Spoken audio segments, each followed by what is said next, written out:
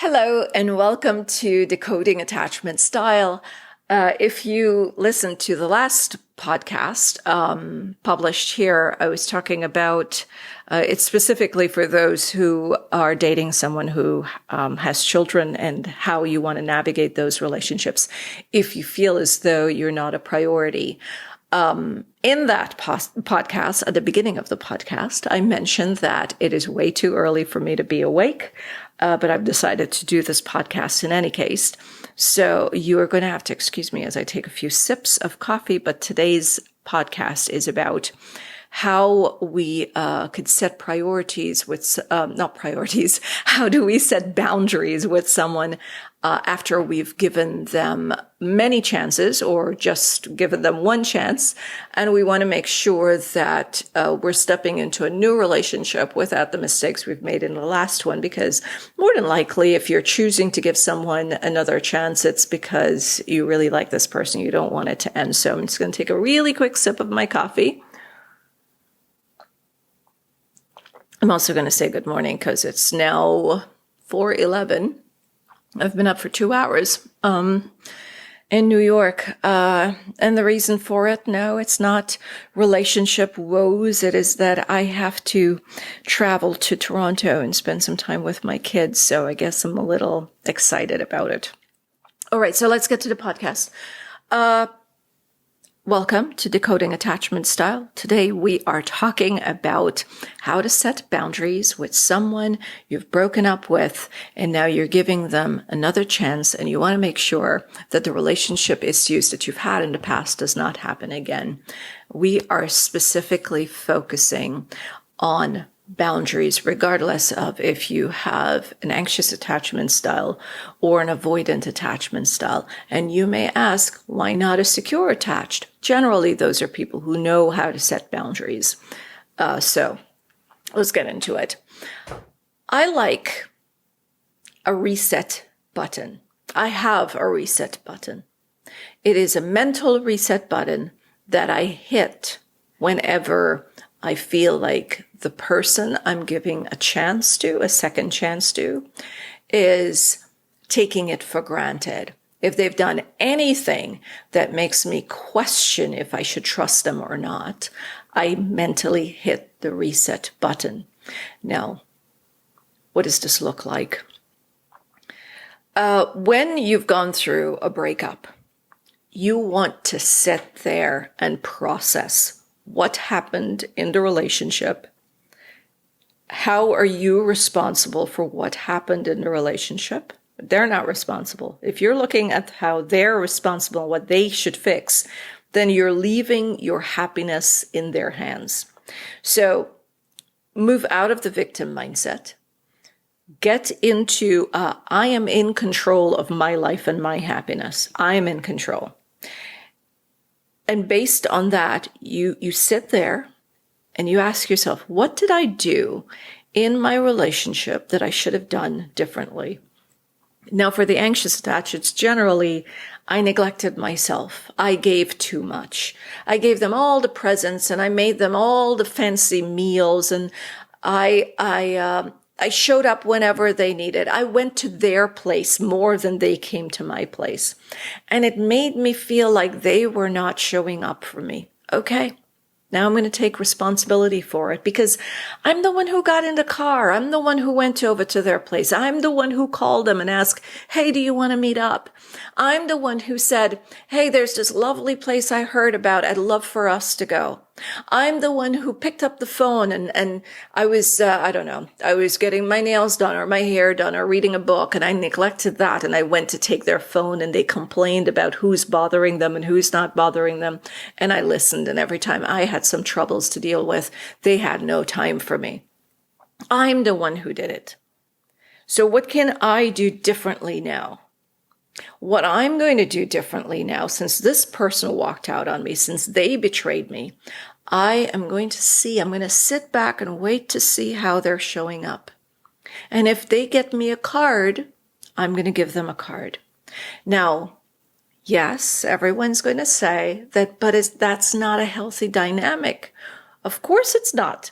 This is because you have an anxious attachment style or an avoidant attachment style. Your brain is not yet wired for what a secure attached person will be able to do. So we want to be able to meet you where you're at instead of trying to force you into something you're not ready for. But as you do this, as you slow down and you look at how people treat you, and then you decide like, okay, am I going to keep giving to someone who hurts me? You are becoming more securely attached because what you're learning to do is prioritize yourself, value yourself, see your own worth in the relationship. You don't want to keep going towards someone who slaps you around emotionally or physically, unfortunately, and you're still nice to them. It's ridiculous to bake someone a cake and say, here, darling, here's your cake. I love you so much. I spent so much time and energy. I neglected myself. Here, take it. And they take the cake and dump it and slap you on top of it. It is ridiculous. So the best thing to do is when you're meeting someone, and we learn this from our avoidant attached friends, take your time in trusting them. Before jumping in, trusting them, and then they betray you. Take your time. You're in control. Let that trust be earned. Look at how people are showing up, the effort that they're putting into you and the relationship. In that case, you're not the one who's rushing off to be there for them all the time. You're not the one who's running away from your home to be in their space because you're just so desperate to spend some time with them. They need to be desperate to spend some time with you too. You know, only recently, I was hearing the story of a person saying to another person that, I'm sure you're disappointed to not see me. And the person turns around and said, well, you should also be disappointed to not see me. And that is a person who knows their worth and value. It's not that you're so important that I'm going to be torn up if I can't see you. It's I'm important. I bring value. I bring joy to this relationship. So it's also your loss if you don't see it. So have that reset button in mind and take your time. Perhaps the first time you guys went out, or whichever chance you're given them, all the times that you've gone out before, perhaps you took them at face value. You just jumped in there, trusted them. They said the nice thing. They did the right thing. And you thought, oh, this is the one because I've never felt this way before. Maybe they held the door open and you've never had the door open for you before, and you've seen it in all the romantic movies and read about them in romantic books, and this is how a guy should show up, and so you fixate on the one little thing and you miss all of the other things, like them not checking up on you, them not making much of an effort to come to your place. Now, what happens is a lot of times you guys would reach out and say, but it was so lovely in the beginning. They were making the effort. Of course, they were making the effort because you weren't. They were in chase mode. They were trying to prove themselves to you. And then what happened was you fell for it. You didn't give it enough time to see how this is going to play out. So you started to do more for them, not in equal shares. You did more. So they came over to your place. You got them a big box of chocolates. They called you. You got them a gift of jewelry. It's too much. You have to match their energy, especially if you're dealing with someone who's got an avoidant attachment style. These are people who tend to feel inadequate quite easily. So you give them more than they're able to give you or they're ready to give you. Then they start to feel pressured. They start to feel obligated. And they start to think that, wait a second, I'm not giving this person as much as they're giving me. I have a feeling that they're expecting more from me. What if they leave me? And that's generally what happens. They've gone through this before. They've gone through relationships where ex-partners would have said, you're not showing up for me as I'm showing up for you. And if you want a barter system in a relationship, have that conversation. It's a business conversation. Generally, if you go for a meeting, an interview to get a job, you lay your cards on the table on the very first meeting. So if that's what you're looking for in a relationship, lay your cards out. First day, Tell them exactly what you're expecting. And then as the relationship goes, just like it would with work, let's say you start a job and you tell them you want $20,000 a month and they agree to it. And the next month comes up and they give you 15,000. I'm hoping to God you'd be able to say, hey, we had an agreement. It's 20,000. This is 15. I'm not going to settle for it.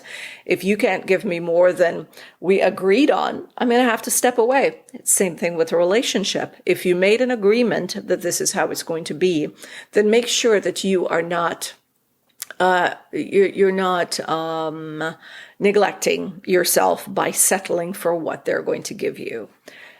So the reset button is really important. Take your time and let them earn your trust as you move into this new relationship with them. The other thing you want to do is talk less, look at who you're dealing with, the reality of this individual, and adjust yourself based on what you're seeing. So let's say that they talk about going on a trip together. You've talked about it. You agreed that it's going to be incredible to go away in July. 1 second, please. And that was a quick coffee break so I don't choke. Wait, I realized I could just pause this thing instead of having you guys listen to me go through my coffee. Oh, well. So back to the topic. Let's say that you make plans to go somewhere in July. And you notice that, 2 weeks to the date, nothing's being talked about. You really don't have to bring it up again. You decide for yourself, okay, it's 2 weeks to this date, July 15th, right? It's the beginning of July. We haven't talked about the trip. Nothing's been said again. Do I really want to ask them? Of course, you could ask them once. You could say, hey, we discussed this thing. Are we still doing it? I just want to know how to go ahead and make plans for my future if we're not. But if you've noticed that you've had this conversation before, only once, you've talked about a similar trip in the past and didn't get anywhere with it, don't talk about it again. It's not going to change. What you do is you make a plan with yourself. Okay, doesn't seem like this trip is going to happen. What can I do for my own life? Maybe Susie reached out and Susie said, hey, how about we go away next weekend? And now you're going to invest into that trip, which means you can't invest into the mid-July trip with your partner. Go ahead, make your plans. Because when you start prioritizing yourself, what you're saying to this person that you're giving another chance to is that things are now different. You are going to prioritize you, but you're also not going to talk anymore. Because why are you not talking? Because you've had a relationship with this person before. You've recognized, or you can recognize, some of the patterns. You don't need them to talk much anymore. You don't need the promises anymore. You don't need the validation anymore. And you've also had the time after the breakup to sit and process how you can take responsibility for your own happiness in this new relationship. And again, we're dealing with either an avoidant or an anxious attached person. It takes time to heal to become a secure attached. So let's just assume that this person just can't meet you where a secure attached person is. We can't look at an avoidant or an anxious and say, oh, but I want you to be a secure attached person. We're not going to look at a cow and say, hey, I want you to be a horse. Same thing. We're talking about different beings.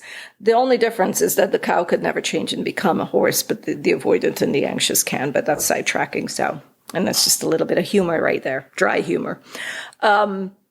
But, it's like we have to see the person where they're at right now, not who they used to be when we first met, when they held the door open. Or because they held the door open, they have the potential to do it. So we're going to hang on and hope that they will in the time that we're with them. We have to look at the reality of who they are and how they show up and act accordingly. Now, when you make plans with Susie to go on the weekend and they reach out to you and say, hey, what about that trip? Oh, I didn't hear anything else about it. I thought it wasn't happening. I went ahead and made plans with Susie. Now, what you're telling this person is, man, you got to really buck up. You got to meet me here. You got to plan time with me, because I'm not sitting around and waiting for you like I did in the past. So a lot of times what we do is we tell the other person that we've changed, and they don't believe it because they know us a particular way. If you look at your family history, talking about parents and siblings, or even old friends, they tend to think that you're the same person you were when they met you. They don't see the changes in you. In order for people to know that you've changed, you don't tell them. You show them how you've changed. You let them experience the new you.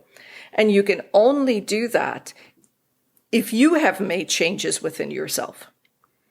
If you genuinely want to change and control your own joy and happiness, it is the only way it will work. So find a reset button. Now, the other thing we do with the reset button is we put a pause on the relationship. We put a pause on spending time with the person. And you don't have to tell them. None of this is to be shared. This is what you keep to yourself. If you spend time with a partner, let's imagine you spent a day and a night with them, and you get back to your home, your space. You want to spend 10 or 15 minutes sitting by yourself. If you want to have your journal or a notepad and take some notes, do that. Sit by yourself and think about how you showed up in the time that you were with them.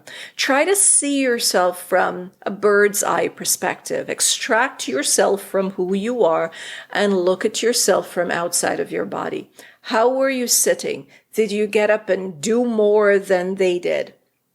Did you, were you, if you're a female, were you the mommy in the relationship? Too nurturing, getting them a meal, asking them how they are. Nothing's wrong with those things, but we want to make sure that we remain a partner and not a mom or a dad. Did you show up as a parent? Generally, when we're showing up as a parent in the relationship, it's for two reasons. One, we're being the parent that we never had to another person. It's a trauma bond situation happening there. And the other reason is we're hoping that we could provide them the joy and happiness, right? We're being the parent to them, fixing their brokenness so that they could be whole and be there for us. So that's what, when we slip into mommy roles or daddy roles, I'm saying mom because I'm a woman, or you know, whatever label you want, but the masculine, feminine roles, if it's not healthy, if it's an unhealthy feminine or masculine role, then we're doing it to fix a problem so that we could feel safe and comfortable. We're not doing it out of genuine love and care. So if you're going to ask a partner, hey, how are you doing? Is everything all right? Genuine care. But if you're constantly doing it in an effort to be a pillar to them, then chances are you're doing it because you fear that if they're not happy, they can't be there for you. All right, so sit with that a little bit. So when you leave your partner, sit with yourself and look at how you showed up. Think about what you did that you were pleased with, what you feel like you could have done differently, and then set the intention to be different in the future. Another thing that's been incredibly helpful, especially for those who's got an anxious attachment style, and I get this complaint a lot because people will say that their avoidant attached partner don't talk. The anxious attached partner generally feels discomfort in silence. Most people do, but it's a lot more uncomfortable for someone who's got an anxious attachment. Now, for the avoidant attached, it's not that they're not uncomfortable in silence, but they're a little more uncomfortable saying something that they might regret. So a lot of times they're in their head and they might be thinking about anything unrelated to the relationship. A lot of times we see them quiet and we think that, oh, maybe they're thinking about a relationship. Maybe I did something wrong. Maybe they're thinking of leaving the relationship. When in most cases, I find my partner's just thinking about sports. Or I've spoken to a lot of avoidant attachment. They say the relationship is generally the last thing on their mind. They're thinking about work. They're thinking about the laundry. They're thinking about sports. They're thinking about everything else. Remember, if it's difficult for someone to embrace emotion or resolve conflicts, chances are they're not thinking about those things. But the anxious attached starts to get worried, and because of that, they are afraid of being quiet. Now, it's great not to be quiet. If you're not quiet, then you can have a job like mine. You could do a podcast. You could use your voice there. But in relationships, especially with an avoidant attached person, try to be quiet. Try to get comfortable with that discomfort. Get in your own head and say, no, they're not thinking about me. They're not even concerned about what's going on right now. They're in their head. They're doing their own thing. So you're self-soothing. But what you're also doing is you're allowing them to speak if they need to. If you're constantly talking, then they don't have the time to process anything and respond or to say anything. Like I'm talking, you're listening. You don't have the space because I'm going on and on and on, and you don't have the space to say anything. So if I just go quiet, and we could do this, I will go quiet for 10 seconds, and you'll see your thoughts start to go. So I'll start now.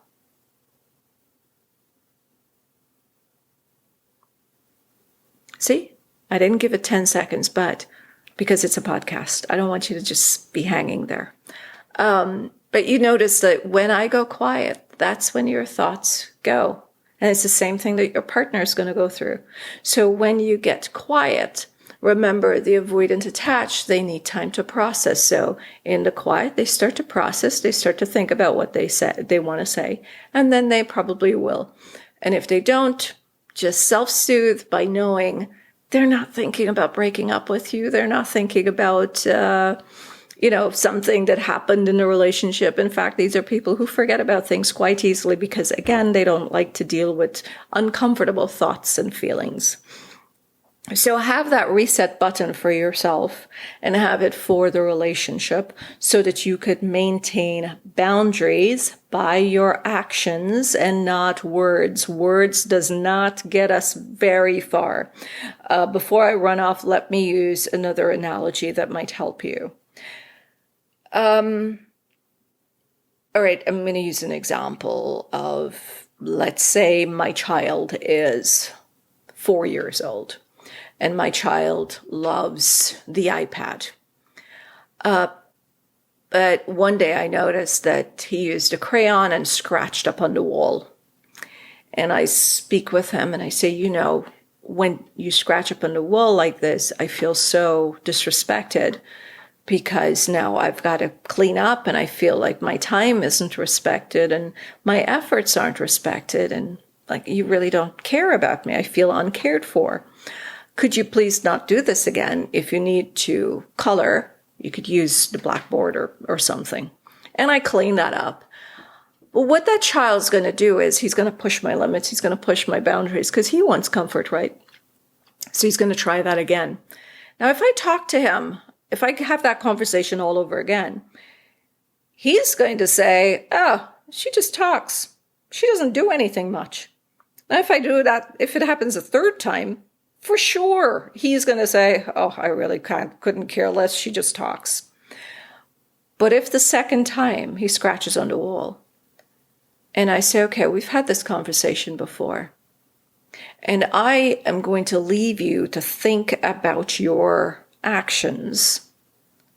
Why would you do something like this? Process exactly what happened. And because your iPad is such a distraction to how you process information, I'm going to take that away from you. So what I'm teaching that child is that for your actions, I'm going to set a boundary and there's a consequence. And then what I'm going to say is, when you're done thinking about it, I want you to go clean it up. So you've got to fix the problem. How does that translate in relationships? Well, first you may say, I'm not dealing with a child. Yes, you are. If we're emotionally unavailable or unhealthy, it means that there are wounds in our childhood that we still carry. It means we're walking around as children. How does this apply in your relationship?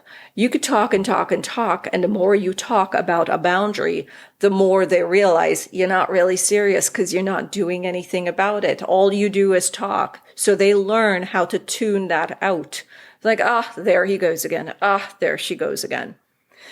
But if you say, you know what? This is the second time you're shouting at me, and I remember having a conversation with you about this. So here's what. I can't stop you from shouting at me. That's up to you. I can't zip your mouth. I can't sew it up. You could shout as much as you want to, but I don't have to stand here and tolerate it. And you turn and you walk away. And if they try to call you, they try to stop you. Oh, no, let's talk about this. You say, no, why don't you take some time, process this, process it, sit with it for a little bit. And when you're ready to have a healthy, mature conversation with me, you could find me.